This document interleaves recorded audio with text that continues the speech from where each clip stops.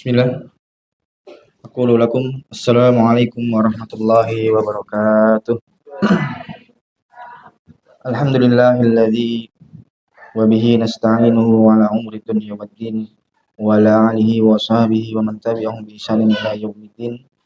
Asyhadu an la ilaha illallah wahdahu la syarikalah wa asyhadu anna Muhammadan abduhu wa rasuluhu wa la nabiyya wa la rasula ba'da amma ba'd. Qala Allah ta'ala fil Qur'anil Karim ba'da a'udzu billahi minasyaitonir rajim.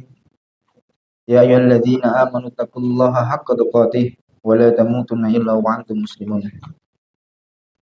Wa qala nabiyyuna Muhammad sallallahu alaihi wasallam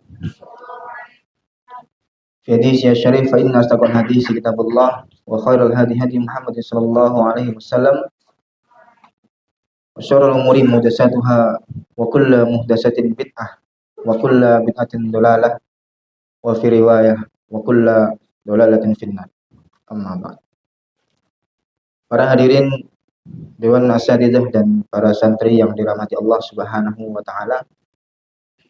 Pertama-tama tentu kita ucapkan rasa syukur kita kepada Allah Subhanahu wa taala atas segala nikmat yang masih diberikan kepada kita. Tentunya banyak nikmat, di antaranya nikmat yang besar adalah nikmat kesehatan dan nikmat luang waktu serta nikmat iman. Para hadirin jemaah yang dirahmati Allah Subhanahu wa taala, Dewan Asatidzah dan santri yang dirahmati Allah Subhanahu wa taala. Tidak lupa kita bersalawat kepada Rasulullah sallallahu alaihi wasallam. Allahumma shalli ala Muhammad wa ala ali Muhammad kama shallaita ala Ibrahim wa ala ali Ibrahim fil alamin innaka Hamidum Majid. Atas perjuangan Rasulullah sallallahu alaihi wasallam dari ketika pertama kali beliau diutus sampai beliau wafat, tidak kurang-kurangnya beliau berjuang. Bahkan bukan cuma darah yang habis, harta, taruhannya bernyawa. Tentu saja kita selalu bersolawat kepada Rasulullah Shallallahu Alaihi Wasallam dan mengharapkan nanti di padang mahsyarnya kita diakui sebagai umat beliau, kemudian dipanggil, dikasih kesempatan untuk meminum air dari telaga Al-Kautsar. Insyaallah. Alhamdulillah, di kesempatan yang berbahagia ini kami diberikan kesempatan untuk mengisi tausiah oleh panitia. Tentunya undangan ini kita sambut dan kita persiapkan beberapa materi yang nanti akan kita sampaikan. Dan sebelum kita lanjut, ada disclaimer dari saya. Mudah-mudahan nanti kalau ada salah dan khilaf itu murni pribadi dari saya. Kalau ada kebenaran maupun hal-hal yang baik itu datangnya dari Allah Subhanahu wa taala. Baik, para asatidzah dan santri yang dirahmati Allah Subhanahu wa taala, Rasulullah Shallallahu alaihi wasallam dan beberapa sahabatnya tentunya ketika mendapatkan sebuah masalah, mendapatkan suatu musibah, itu apa sih yang pertama kali Rasulullah Shallallahu alaihi wasallam lakukan? Apa ya langsung minta-minta? Apa ya langsung guling-guling, khawatir? Apa ya langsung nangis-nangis? Tidak. Rasulullah mengajarkan kepada kita ketika terkena suatu musibah atau hal-hal yang mengkhawatirkan, hal-hal yang meresahkan, hal-hal yang membuat kita was-was, apa sih yang pertama kali Rasulullah Shallallahu alaihi wasallam melakukan itu? Dalam sebuah hadis dikatakan, karena Rasulullah Shallallahu alaihi wasallam idza harrabahu amrun sunnah. Ketika Rasulullah Shallallahu alaihi wasallam mengalami suatu musibah atau suatu kesusahan, hal yang pertama kali Rasulullah Shallallahu alaihi wasallam lakukan itu adalah mendirikan sholat. Loh, apa hubungannya? Tiba-tiba kok mendirikan sholat? Nah, perlu kita pahami, secara etimologi, sholat itu adalah doa, yaitu berarti doa. Jadi, sholat yang kita lakukan itu adalah doa. Yang sehari-hari kita lakukan itu adalah doa. Yang jadi masalah, kita nggak tahu bahwasanya sholat itu adalah doa. Sehingga, kalau kita terkena musibah, kena masalah, khawatir dan lain sebagainya, yang kita lakukan apa? Curhat sana-sini terlebih dahulu. Tidak langsung mendirikan sholat. Sementara Rasulullah SAW sudah mencontohkan jauh-jauh hari, apabila kita terkena musibah, terkena masalah, apa yang pertama kali didirikan? As-sholat. Karena sholat secara etimologi adalah doa. Nah, ini penting harus kita pahami bersama. Bahwa sholat secara etimologi adalah doa. Bahkan di dalam hadis Al-Qudsi, yang sudah kita bahas berapa tahun yang lalu, mungkin saya lupa. Sudah pernah kita jelaskan bahwasanya di dalam hadis Al-Qudsi, Hamidani abdi, ketika hambaku memohon, itu Allah Subhanahu wa taala langsung menjawab. Ketika kita baca Al-Fatihah, yang kita baca cuma seolah-olah ya alhamdulillah membuka kewajiban begitu saja. Padahal itu adalah doa yang diajarkan oleh Rasulullah Shallallahu alaihi wasallam untuk menuntaskan segala masalah kita. Endingnya apa? Ya meskipun belum Allah berikan suatu solusi, paling tidak Allah berikan satu apa? Ketenangan di dalam jiwa. Yang disebut dengan al-amn, yaitu ketenangan. Nah, maka jangan salah. Sholat itu adalah termasuk dari doa. Maka hal yang perlu kita perhatikan, sudahkah kita benar-benar, sudahkah kita betul mengetuk pintu langitnya Allah Subhanahu wa taala? Atau selama ini kita berdoa itu ya sudah, kita doa saja hanya menggugurkan kewajiban, nggak tahu apa yang didoakan, nggak tahu apa yang kita doakan itu nggak tahu. Zikir saja lah, contoh zikir sore itu. Apakah 100% kita yakin zikir sore itu kita betul-betul paham dengan apa yang kita baca? Atau kita zikir itu hanya melayang-layang pikirannya, wah nanti sore ini saya mandi kamar mandi inilah pokoknya. Nanti makannya saya mau beli inilah, nanti kantin buka saya. Apakah sudah yakin ketika kita zikir itu kita fokus? Nah, maka salah satu ajaran Rasulullah Shallallahu alaihi wasallam supaya kita itu betul-betul memfokuskan antara hati dengan akal, itu adalah mengikat suatu makna. Jadi kita paham dulu maknanya itu apa. Doa, maknanya apa? Apakah kita sudah paham dengan betul makna doa itu apa? Sehingga ketika kita berdoa fokus antara hati dengan pikiran. Atau jangan-jangan kita nggak paham selama ini maknanya apa dari doa itu. Karena makna itu akan menjadi sesuatu kekuatan yang memotivasi diri kita untuk fokus dan betul-betul fokus. Sehingga doa kita itu sampai terdengar oleh Allah Subhanahu wa taala. Nah, yang menjadi masalah kan kita belum paham maknanya itu apa. Hadirin jamaah sholat sholat maghrib yang dirahmati Allah Subhanahu wa taala. Di kesempatan kali ini kita ingin membahas yaitu masalah doa. Bagaimana sih cara mengetuk pintu langit Allah itu dengan betul-betul. Sehingga apa yang nanti kita dapatkan itu betul-betul kita bisa praktekkan, kemudian bisa mengetuk pintu langit Allah Subhanahu wa taala. Doa-doa yang selama ini kita panjatkan itu tentu mendapatkan balasan dari Allah Subhanahu wa taala. Baik, pada kesempatan kali ini tentu saja beberapa ilmu ini kita ambil dari beberapa marojik dan referensi dari beberapa asatidzah dan beberapa artikel yang tentunya kita bahas sama-sama kita bahas ya. Saya hanya modal fotokopi dari ustadz, dari artikel, kemudian saya sampaikan lagi kepada kita semua dalam rangka untuk merenungi atau memberikan pemahaman yang baru supaya kita bisa berdoa dengan betul, kan seperti itu. Kalau ada seorang ustadz yang mengatakan ya, guru itu kalau kerja yang dibayar itu bukan ilmunya, jadi apanya? Tenaga dan waktu. Ya, luang waktu, kesempatan atau waktu kosong itulah yang dibayar ketika guru itu mengajar, khususnya agama ya. Kenapa?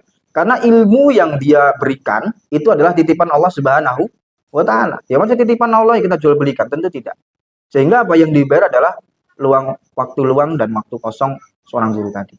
Atau metode yang dia pakai dalam menjelaskan. Itu tentu yang dibayar itu.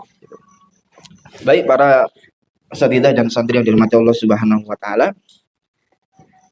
Dijelaskan dari beberapa referensi dan dari beberapa hadis, makna doa secara definitif itu ada 8.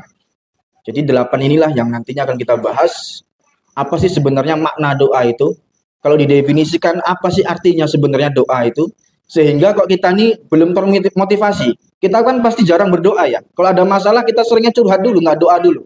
Padahal doa itu kalau kita sudah paham 8 ini kita akan termotivasi. Kita akan selalu berdoa kepada Allah Subhanahu wa taala dengan doa yang sungguh-sungguh, kan seperti itu. Yang pertama, sesungguhnya doa itu merupakan perwujudan tauhid kita. Jadi ketika kita berdoa, itu adalah bukti tauhid kita kepada Allah Subhanahu wa taala. Semakin orang itu berdoa, semakin dia banyak berdoa, berarti semakin menunjukkan bahwasanya tauhidnya itu benar, akidahnya itu benar. Jadi pelajaran akidah yang kita pelajari selama ini itu bisa dibuktikan juga salah satunya dengan apa? Dengan doa. Kok bisa seperti itu? Apa korelasinya? Apa hubungannya antara doa itu dengan tauhid? Paling tidak, kalau seorang itu selalu mendoakan, selalu berdoa kepada Allah Subhanahu wa taala, itu ada dua sisi yang harus melekat kepada diri dia. Ketika dia berdoa, ketika dia memohon kepada Allah, paling tidak ada dua hal yang harus itu melekat kepada dirinya. Yang pertama, dia meyakini bahwa dirinya lemah dan dirinya tidak ada apa-apanya dibandingkan dengan pertolongan Allah. Ini yang pertama.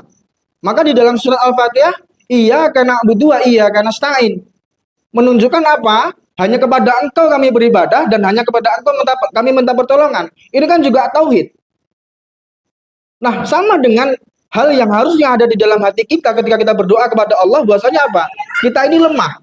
Jadi rencana apapun yang kita lakukan itu lemah. Masih ada sisi-sisi yang apa kalau sudah dibilang, sisi-sisi kelemahan yang mungkin kita tidak banyak sadari. Makanya kalau kita berdoa kepada Allah, kita meyakini, ya Allah, saya ini lemah. Saya ini banyak kekurangan. Tentu saja tanpa pertolongan Engkau, mungkin saya sudah tidak bisa menjalani kehidupan di dunia ini. Nah, ini hal yang pertama yang harus diyakini. Hal yang kedua, supaya kita ini memahami bahwasanya doa itu, kenapa kok doa itu dikatakan kita benar-benar bertauhid.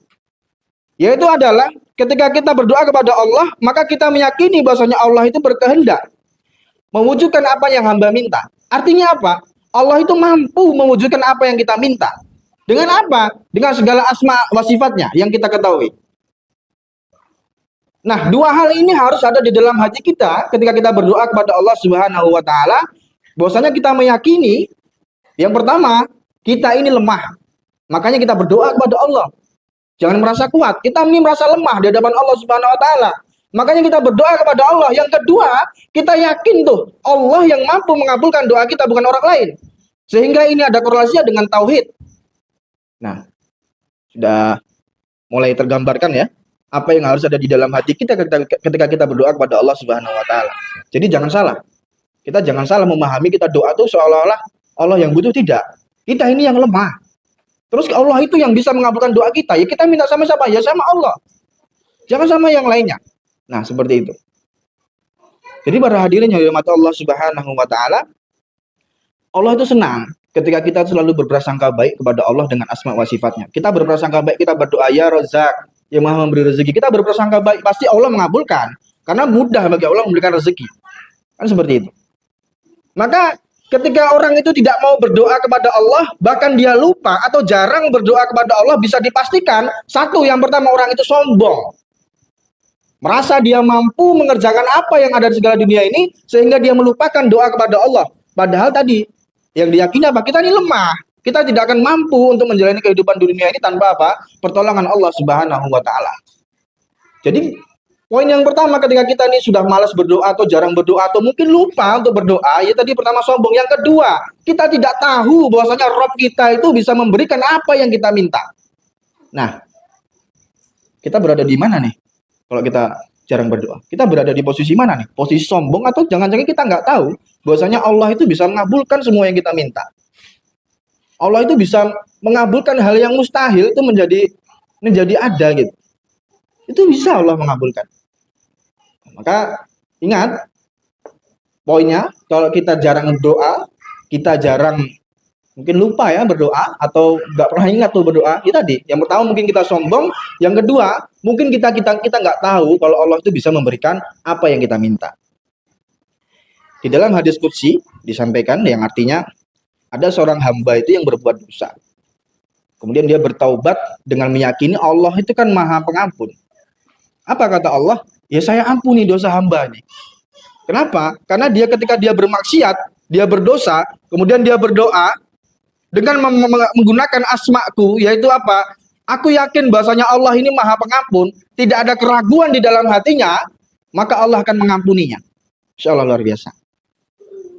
Bahkan dijelaskan lagi, hamba tadi berdosa lagi, dan berdosa lagi, terus berdosa, kemudian dia bertobat lagi. Sampai-sampai Allah mengatakan, i'malu masyitum fa inni qad ghafartu. Lakukan sesuka kalian, aku sesungguhnya sudah mengampuni dosa-dosa kalian. Jadi Imam An-Nawawi menjelaskan hadis ini kurang lebih, sebanyak apapun hamba itu melakukan dosa, sebanyak apapun kita ini bermaksiat, maka yang harus diingat pertama kali apa? Ampunan Allah itu lebih banyak ampunan Allah itu lebih luas daripada dosa-dosa yang kita lakukan. Kalau kita berbuat dosa 1000 kali, maka ampunan Allah 1001 kali. Kalau kita berbuat dosa 1 juta, maka ampunan Allah bisa 2 juta lebih kali lipat daripada dosa yang kita lakukan. Nah, insya Allah luar biasa. Kenapa? Karena kita meyakini Allah itu adalah Maha Pengampun. Allah itu Maha mengampuni dosa-dosa hambanya. Nah, ini yang penting yang harus kita tanamkan dalam hati kita dan kita pahami makna bahwasanya doa itu adalah termasuk kita bertauhid kepada Allah Subhanahu wa taala. Bisa jadi kehidupan kita yang carut marut, yang berantakan, ya, yang rusak sana sini, keluarga berantakan, anak rusak, udah nggak mampu dalam ekonomi, bisa jadi apa? Doa kita itu tidak mengetuk pintu langit Allah Subhanahu wa taala. Disebabkan apa? Disebabkan kita tidak paham makna doa itu sendiri. Nah, ini penting sekali. Bisa jadi pondok kita ini mungkin belum berkembang. Bisa jadi apa? Doa yang kita panjatkan hari ini belum dikabulkan oleh Allah. Bisa jadi kan? Kan nggak salah juga. Nah, maka ayo mulai dari sekarang Dewan Asatidzah, santriwati, kita berdoa bersama-sama. Mudah-mudahan pondok kita ini selalu berkembang, terus berkembang menjadi lebih baik, menjadi lebih baik, menjadi lebih baik. Seperti itu.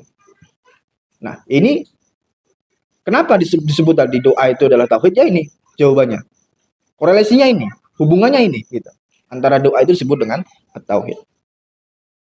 Makanya setan itu selalu menghalangi, selalu membuat narasi-narasi yang melemahkan kita. Narasinya contohnya seperti apa? Ah, saya nggak mau berdoa lah. Saya nih ibadah ya jarang-jarang kok. Ibadah ya males-malesan. Berdoa pun sama aja nggak bakal dikabulkan Allah. Ini adalah narasi yang dibuat oleh syaitan untuk membuat hamba itu tidak bertauhid. Ya ini, karena setan paham betul bahwasanya doa itu ada korelasinya antara doa dengan tauhid. Sehingga setan itu membuat narasi-narasi yang melemahkan kita untuk berdoa. Nah, maka mulai dari sekarang, ayo, jangan sampai kita malas berdoa. Berdoa. Karena kita sudah paham betul bahwasanya doa memiliki makna tauhid kepada Allah Subhanahu wa taala. Jadi, para hadirin yang dirahmati Allah Subhanahu wa taala, bertauhidlah kepada Allah Subhanahu wa taala, berdoalah kepada Allah Subhanahu wa taala karena itu akan menunjukkan kepada kita akidah yang benar. Akan menunjukkan kepada kita akidah yang lurus gitu ya. Dengan kita berdoa, maka ada korelasinya dengan tauhid. Itu yang pertama. Makna yang pertama. Kemudian makna yang kedua, doa itu adalah keridhaan. Doa itu adalah keridhaan karena Allah itu ridho terhadap orang yang berdoa. Dari Abu Hurairah, Nabi Shallallahu alaihi wasallam beliau bersabda, "Malam yas'alullah ghadaballahu alaihi." Barang siapa yang tidak mau meminta kepada Allah, ghadaballah alaihi. Allah murka terhadapnya. Nah, bayangkan. Jadi doa ini memang bukan sesuatu yang kecil. Bukan sesuatu yang remeh-temeh. Doa ini adalah sesuatu yang besar. Kalau kita tidak meminta, kalau kita tidak berdoa kepada Allah, Allah murka. Dengan kita berdoa kepada Allah, maka Allah turunkan ridhonya kepada kita. Bukankah selama ini yang kita cari itu adalah ridho Allah Subhanahu wa taala? Sementara kita selalu berdoa, Allahumma inni as'aluka ridhoka wal jannah. Ya Allah, aku mohon kepadamu ridhomu dan jannahmu. Nah, berdoalah supaya Allah ridho kepada kita. Berdoalah supaya Allah meridhoi langkah-langkah kehidupan kita. Jadi Allah itu marah. Allah itu tidak ridho terhadap siapa? Terhadap orang-orang yang tidak berdoa.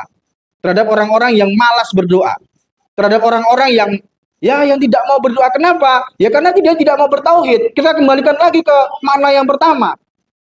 Kita kembalikan lagi kepada makna yang pertama, bahwasanya orang yang berdoa berarti dia bertauhid dengan benar, berakidah dengan jalan yang benar. Seperti itu.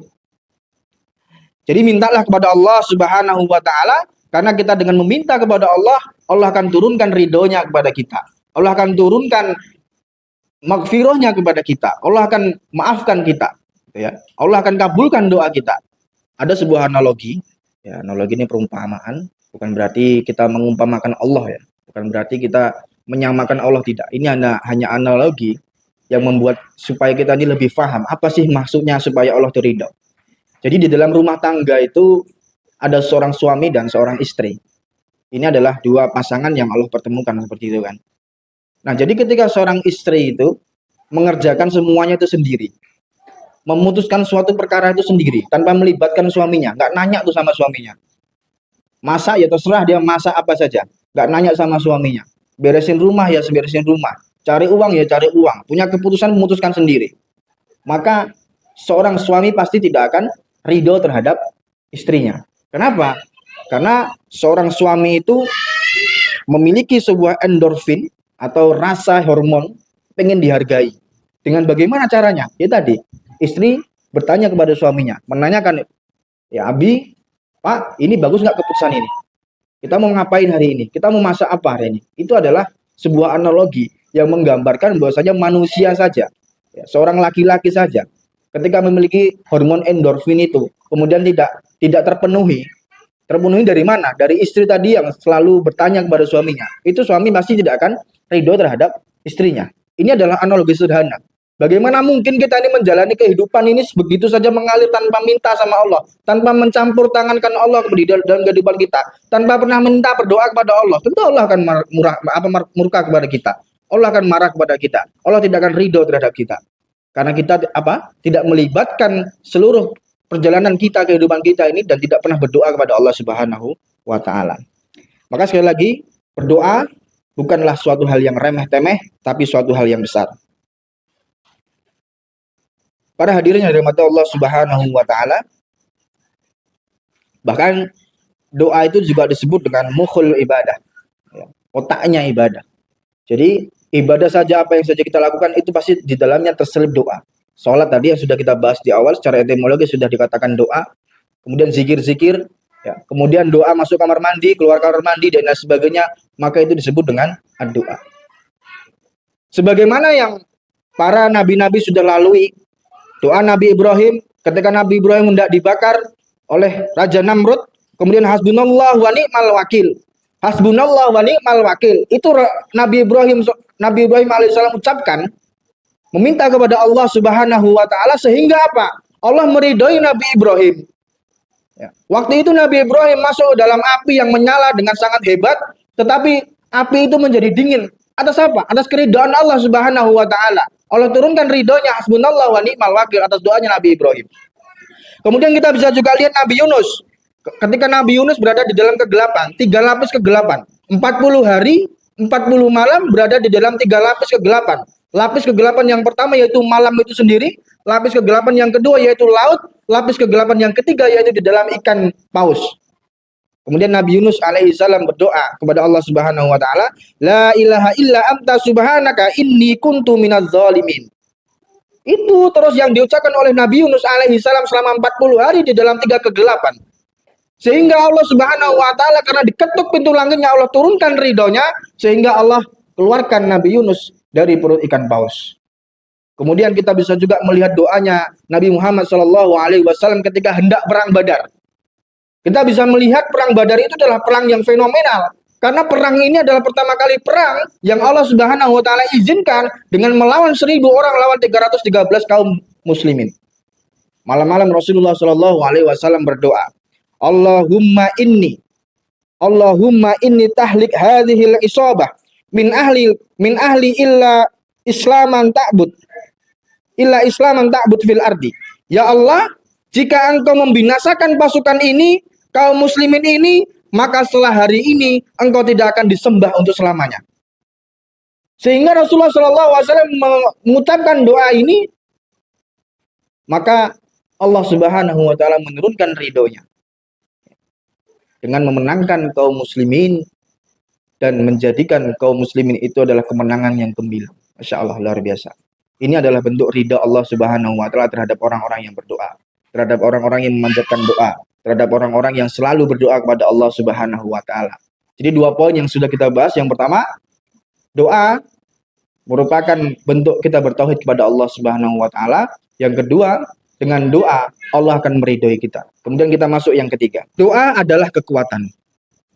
Perlu kita ketahui, kadang hal-hal itu perlu kita pancing terlebih dahulu. Tidak bisa terjadi secara organik.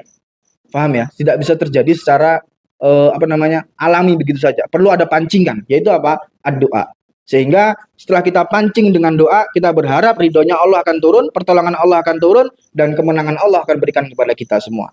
Maka hikmah dari yang kedua tadi, sesering kita mengetuk pintu langit, Siapa yang paling sering mengetuk pintu langit, maka itulah yang paling sering akan dibukakan.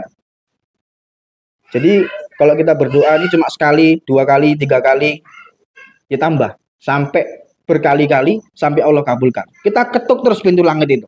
Sama halnya kita bertamu di rumah orang. Ketukan pertama mungkin belum dengar tuh tuan rumah.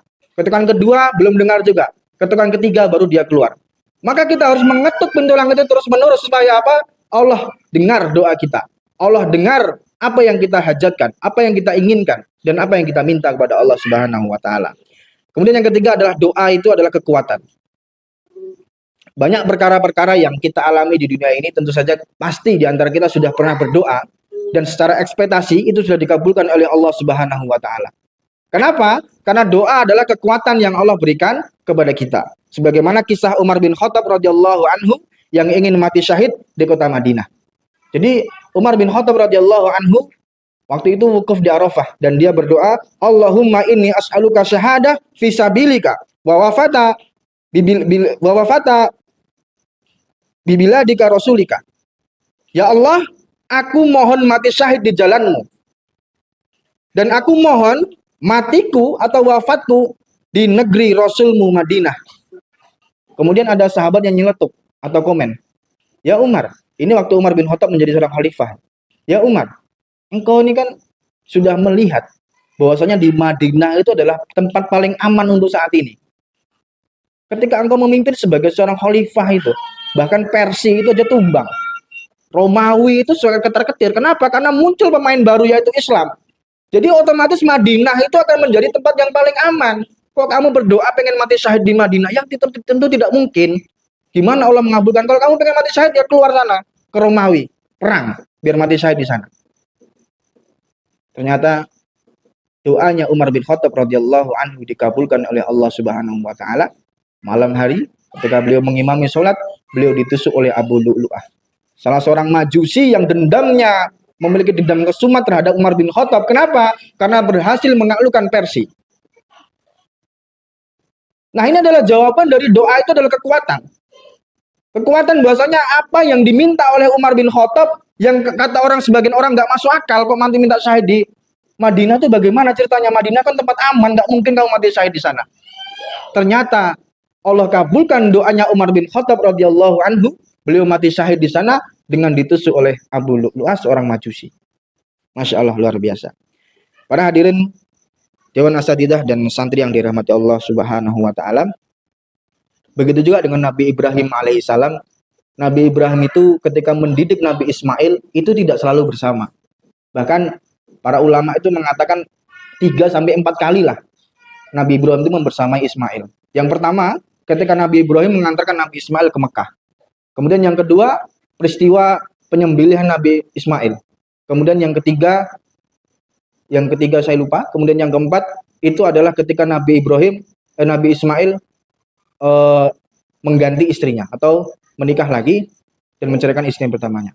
Maka 4 waktu inilah, kesempatan inilah Nabi Ibrahim itu menyamai atau membersamai Nabi Ismail. Maksudnya apa? Pelajarannya apa? Jadi kita bisa melihat di sini bahwasanya ada seorang bapak tuh yang tidak membersamai anaknya, membersamai hanya beberapa waktu saja, tapi anaknya menjadi anak yang hebat, anak yang soleh, bahkan Allah Subhanahu wa taala menjadikannya seorang nabi lagi, itu Nabi Ismail. Padahal tidak bersamai. Tapi ada juga seorang bapak yang membersamai anaknya dari kecil sampai dia besar, sampai dia menikah, tapi anaknya sholat aja susah, anaknya ibadah aja susah, dan lain sebagainya. Apa yang membedakan? Ternyata kita bisa melihat di dalam Al-Quran itu bertebaran doa Nabi Ibrahim kepada Nabi Ismail. Kalau diibaratkan Nabi Ismail di Mekah, Nabi Ibrahim entah di mana tempat, Nabi Ibrahim terus mendoakan Nabi Ismail sehingga doa itu sampai kepada Allah. Kemudian Allah mendidik Nabi Ismail dan Nabi Ismail diangkat menjadi seorang nabi atas hasil doanya Nabi Ibrahim alaihi salam. Jadi doa itu tidak termakan oleh dimensi, tidak termakan oleh waktu. Dia membentang, menembus segala hal. Jadi tidak heran kalau seorang Ali bin Abi Thalib dan Fatimah saling mendoakan dalam diam. Tidak heran mereka tidak pernah bersapa. Tidak heran mereka melihat hanya dari kejauhan. Bahkan waktu itu Ali menyaksikan Fatimah itu dilamar oleh siapa? Oleh Abu Bakar sendiri. Kemudian oleh Umar bin Khattab. Ali itu sudah minder. Wah, ini sahabat-sahabat senior melamar Fatimah. Tetapi doanya Ali dalam diam sampai kepada Allah. Doanya Fatimah dalam diam sampai kepada Allah. Hingga akhirnya Allah jadikan mereka jodoh. Ini adalah bentuk doa yang tidak lekang terhadap waktu. Yang bisa menembus segala penjuru. Maka kalau kita suka kepada seorang, jangan banyak komunikasi tapi banyak doanya. Jangan banyak chattingannya tapi banyakkan ikhtiarnya. Begitu. Sebagaimana cinta Ali terhadap Fatimah.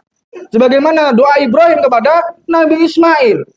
Bukan kita ini malah chattingan tiap hari, wah, takut kehilangan kamu dalam segala macamnya, sementara tidak pernah didoakan tuh. Bagaimana kalau Allah sudah menjadi takdirnya, hilang ya hilang.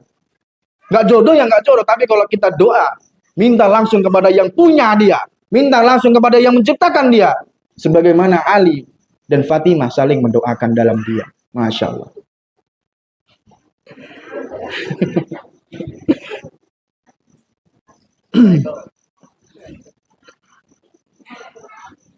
Para hadirin Dewan Asatidzah dan para santri yang dirahmati Allah Subhanahu wa taala.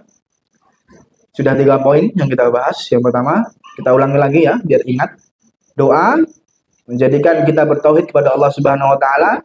Kemudian yang kedua, doa menjadikan Allah itu ridho kepada kita. Kemudian yang ketiga, doa itu adalah kekuatan. Terutama bagi orang yang saling mencintai, itu kekuatan untuk bertahan supaya kita jatuhkan kan gitu. Kemudian yang keempat, doa itu adalah pembeda. Apa yang dimaksud doa itu pembeda? Jadi doa itu membedakan bahwasanya Allah Subhanahu wa taala itu tidak sama dengan manusia. Ya, bedanya apa? Kalau Allah kita minta sama Allah, ya Allah kita terus ketuk pintu langitnya turun, Allah tuh nggak berisik.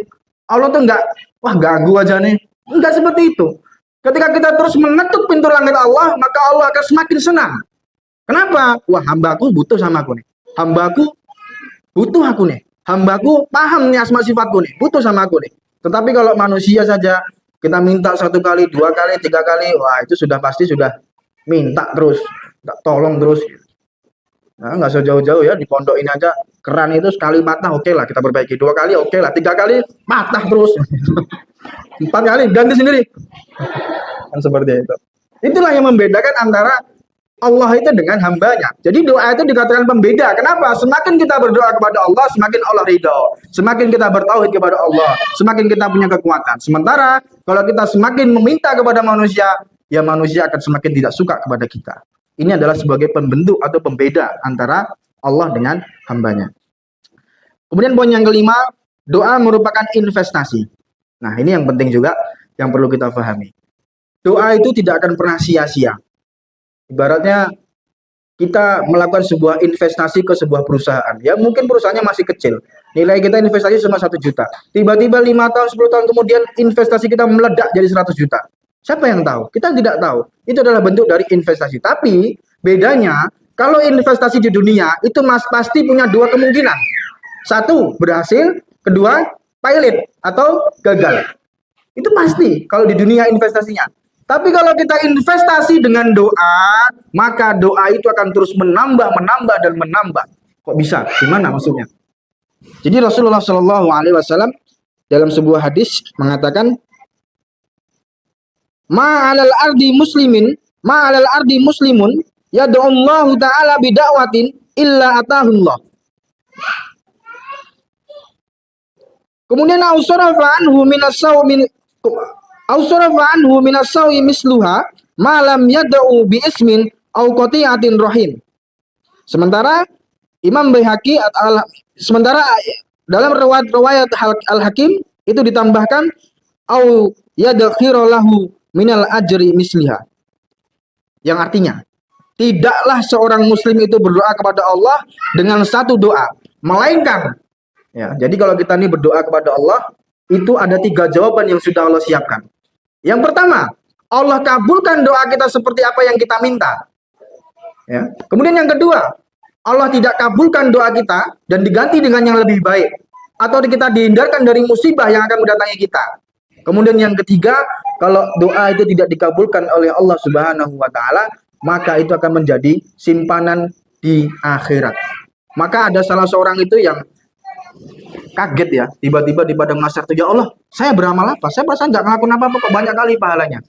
Oh, ini adalah doa-doamu yang dulu belum saya kabulkan. Ini adalah doa-doamu yang dulu belum saya ijabahi. Ini jadi investasi di akhirat. Ngembang kan? Banyak kan? Nah, sehingga dia kaget dengan doa yang dulu. Wah, tahu gitu saya dulu berdoa banyak-banyak. Setiap melihat apapun saya berdoa. Ya karena ini, doa itu adalah investasi. Kenapa? Meskipun doa kita hari ini tidak dikabulkan, paling tidak Allah itu pasti ingin menjauhkan kita dari takdir yang buruk. Kalau tidak juga, pasti Allah itu ingin menyimpan doa kita, kemudian dilipat gandakan, kemudian nanti akan diberikan kepada kita di padang mahsyar. Masya Allah. Jadi tidak ada ruginya tuh kita berdoa. Tidak ada apa namanya sia-sia tuh kita berdoa. Karena doa apa yang kita lakukan semuanya bermakna. Dikabulkan dan tidak dikabulkan bermakna semua. Tidak ada sia-sia atau tidak ada kita merugi. Luar biasa. Makanya Umar bin Khattab radhiyallahu anhu pernah berkata, aku tidak pernah mengkhawatirkan doaku akan dikabulkan atau tidak dikabulkan. Tapi aku khawatir aku tidak diberikan taufik atau hidayah untuk berdoa. Nah, sudah paham ya? Apa yang dimaksud Umar itu? Sudah paham ya? Apa yang diinginkan Umar itu? Jadi Umar tuh nggak pernah risau tuh doanya. Ya, doa saya nggak dikabulkan atau dikabulkan ya nggak masalah. Tapi saya masalah ketika saya lupa saya berdoa. Saya masalah ketika saya menjalani kehidupan di dunia ini dengan tidak berdoa. Maka betapa banyak manusia yang hari ini kita bisa lihat ya, orang dengan circle-nya yang Masya Allah luar biasa. Dia mengatakan, nih kelompokku keren, kelompokku circleku pasti sukses. Tapi dia lupa berdoa kepada Allah. Dia lupa melibatkan Allah dalam segala tindak tanduknya. Dia lupa melibatkan Allah dalam segala urusannya. Memulai sesuatu, dia lupa meminta kepada Allah. Di tengah pun dia lupa minta kepada Allah. Bahkan sampai di akhir dia lupa kepada Allah. Maka para ulama itu sebenarnya lebih mengkhawatirkan. Bahkan ulama itu ada yang mengatakan saya lebih senang ketika doa saya itu tidak dikabulkan. Insya Allah luar biasa ya. Ulama itu ngomong loh. Ulama-ulama dahulu. Saya itu lebih senang ketika doa saya itu nggak dikabulkan. Loh kok bisa? Kan gitu ya. Kok bisa? Iya. Kenapa? Karena pilihan yang pertama kan saya yang milih. Itu tidak dikabulkan oleh Allah. Terus Allah lah yang memilih langsung kepada kita bahwasanya ini loh yang terbaik buat kamu. Langsung Allah tuh pilihan Allah tuh yang diberikan kepada kita. Jadi ulama tuh senang karena bukan pilihan dia yang diberikan yang dikabulkan oleh Allah, tapi pilihan Allah lah yang diberikan kepada kita atau kepada ulama tadi. Masya Allah luar biasa. Para hadirin jamaah sholat maghrib yang dirahmati Allah Subhanahu Wa Taala, sudah azan ya. Masih berapa poin lagi nih? 6, 7, 8 ya. Gak cukup kayaknya waktunya.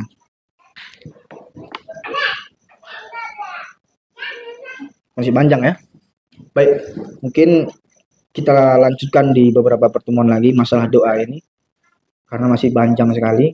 Sungguh tidak cukup waktu dan sungguh tidak cukup ilmu saya membahas doa. Sudah nggak cukup waktu, nggak cukup ilmu pula membahas doa ya. Nanti saya cari lagi materinya untuk membahas doa insya Allah. Kita perlebar lagi, kita berpanjang lagi. Supaya doa kita menggetarkan langit Allah Subhanahu Wa Taala. Dan Allah berkenan membukakan pintu untuk kita. Kalaupun tidak dibukakan pintunya, ya sudah. Berarti Allah memberikan pilihan yang terbaik untuk kita. Insya Allah, luar biasa ya. Tidak ada yang rugi dalam hal berdoa.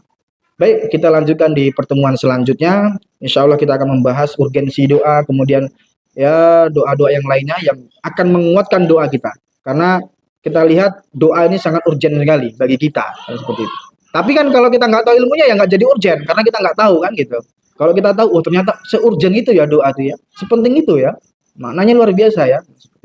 Wallahu a'lam bishawab, mudah-mudahan bermanfaat. Sekali lagi, yang baik-baik datangnya dari Allah Subhanahu Wa Taala, yang buruk-buruk atau yang khilaf atau yang lupa atau yang silaf itu datangnya dari saya pribadi. Akhirul kalam, astaghfirullah li wa lakum. Wassalamualaikum warahmatullahi wabarakatuh.